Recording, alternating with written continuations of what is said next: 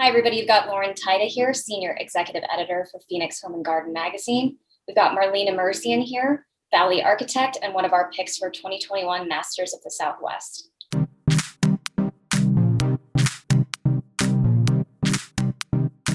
Obviously, one of the reasons we picked you for Masters of the Southwest is your longevity here in the Valley.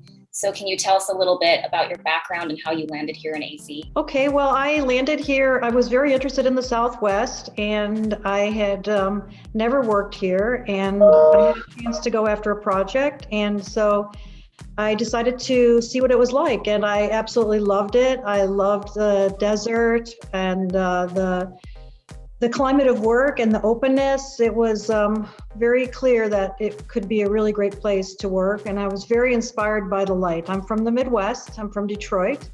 And so designing in a totally different climate and light situation was fascinating and very compelling.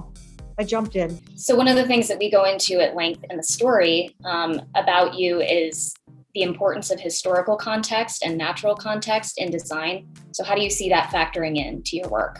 Well, I think that factors in just because whatever I design, I'm looking at the site of where it is, what the actual needs are of the users, of course, and the owner.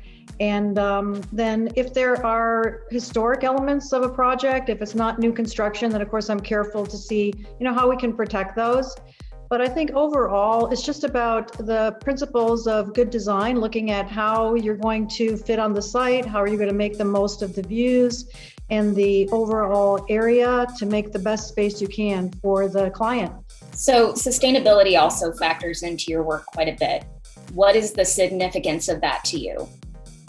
So sustainability, these days people talk about it like it's a new idea. It's not. It's a really important aspect of doing good work. And what that means is that it's comprehensive in terms of how can we design a building that uses less energy. And that is something that we as architects and our engineering team can do in terms of creating a volume that is less costly to heat and cool, creating opportunities for natural ventilation where it's important or able to be done, and then using materials and looking at the site to use as much recycled content or collect water and reuse water for irrigation, for instance, in the extent that's reasonable for that particular project.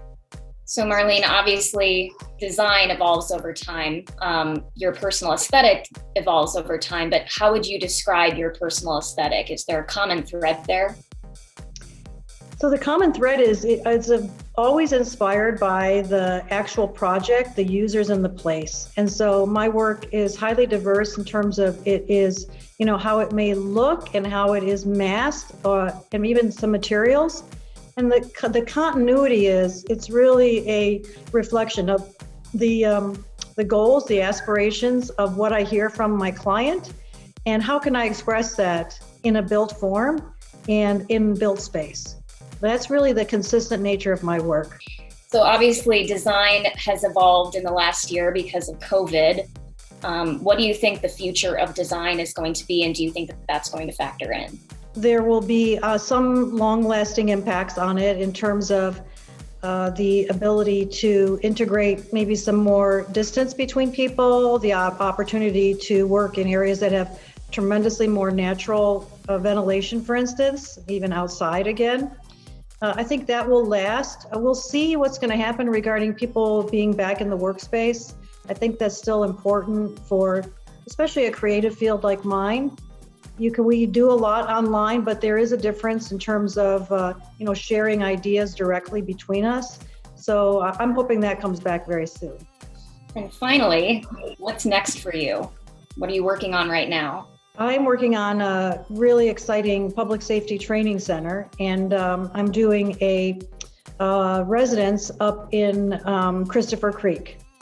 So two very different things, super fantastic two projects. Thank you everybody so much for watching. That was Marlene Imirzian, Valley Architect and one of our picks for 2021 Masters of the Southwest. You can catch all of them and so much more in our February-March issue of Phoenix Home and Garden Magazine on newsstands now.